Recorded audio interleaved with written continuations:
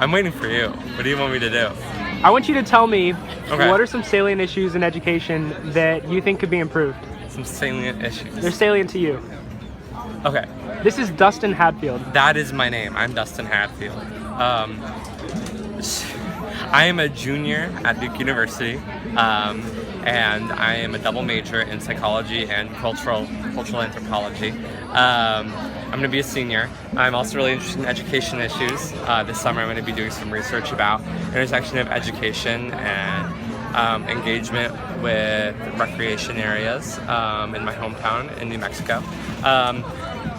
So I think one of the biggest problems in education today, both in terms of primary, secondary education, and even graduate education, is the infrequency or just complete negligence of the value and role that context plays in people's lives and the way they process new information when they're learning it. Every single person in this school, in any school, in the country and in the world, comes from a different background and a different experience, both economically, racially, geographically, culturally, and I think that in the schooling systems that we have, those identities are often homogenized or really ignored. And so when we're shaping curriculum and trying to shape education and teach kids, we come up with things like the Common Core. When we're trying to make it easier on ourselves as educators to teach a whole bunch of people at once, and we change it from this personalized experience where different students are learning different things and connecting it to their different background knowledge and just turning it into some kind of training machine. And I think it's really important to understand that different people are going to learn different things in different ways based on the ways that they're raised and based on the who they are personally and the way their lives play out. And so, for example, I had a hard time coming to Duke because I didn't learn a lot of the things about how to study for tests or prepare for classes or just prepare for college life in general, because that's just not the way things my family focused on or the things my family really knew how to do. And especially coming from New Mexico, it's such a culturally different place from the East Coast, and I really had to teach myself and work really, really hard in ways that I can and even can't express to be able to fit in here in terms of learning how to learn. And that's something that a lot of students here haven't had to do. And I think, and that's partially because at Duke... Well, what do you mean by learning? Because, a lot of students succeed and they get the straight A's, and is that learning? Exactly. I don't think that just succeeding or getting good grades or straight A's or acing a test has anything to do with learning. I think a lot of it has to do with regurgitation of the material and doing what a teacher tells you in order to get the A. Once I had a teacher get really mad at our class because one of the students asked, "Oh, how do you want us to write this paper?" And he said, "No, that's not the point. I don't want you to try and please me. I want you to do the assignment and learn something." And we were all really confused because the way we thought of doing well in school is just trying to get the good grade and doing what the professor wants. And I think that a lot of times there's this huge disconnect between educators and students about what people's goal is there in the classroom and where people come from and what they understand education to be and what they understand learning to be and people's purposes in coming to a certain school or college and why they're there. How aware or confident do you think students are about those goals? Not.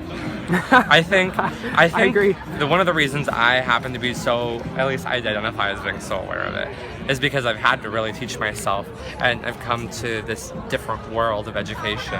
But I think a lot of people be trapped in this bubble where their whole life they're kind of grow up to understand this certain way of education and live it their whole life and never have to question it. And I've had to and it's very clear, either you're succeeding or you're failing. Like you're either... Yeah.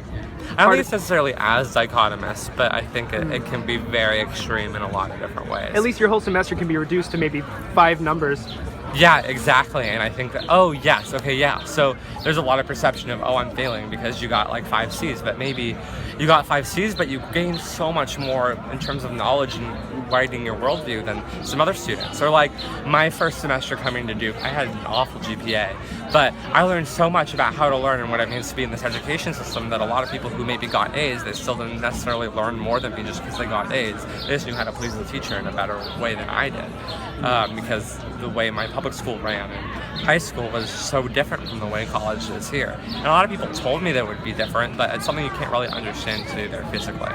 And I wish that people had made more effort to reach out to me, or when I was here to help me learn and not have to completely put that burden on myself. And even when I would try and reach out to other people, instead of saying, oh, you just gotta learn the right way to do this, they'd say, oh, maybe college isn't right for you, or maybe this isn't the place for you. And I had to really, really fight and say, no, I know this is the place for me. I'm just not used to it because I come from a different background. You just don't know how to do it. Like, show me how. Yeah. That's something that happened to my mom too. She was dyslexic, and also her parents were immigrants, so she was really heavily discriminated against for being Italian, and for being Jewish.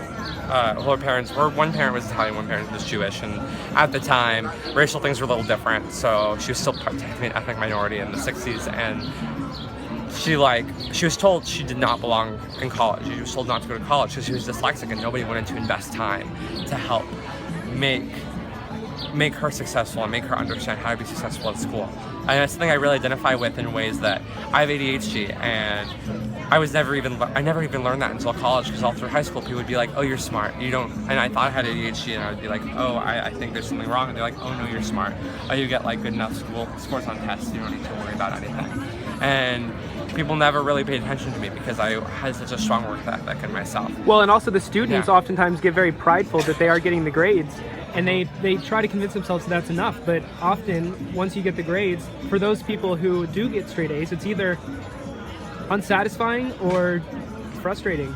Yeah, exactly. And so my first semester I came here and I'd be like, I thought I was smart. What am I doing wrong? Am I really not smart? And I went through this like really, really intense, awful like mental health / self-actualization doubt period where I was like, do I even belong here? Am I really smart enough? Do I belong? And now I realize, yeah, I'm just as smart as other people here. And I think a lot of people who aren't here is just as smart as the people here. Absolutely. I think a lot of people here have just had a lot of really lucky opportunities and a lucky chances to be here. And so well, what is it that makes us say smart versus not smart? I don't think that that's an accurate label of anyone.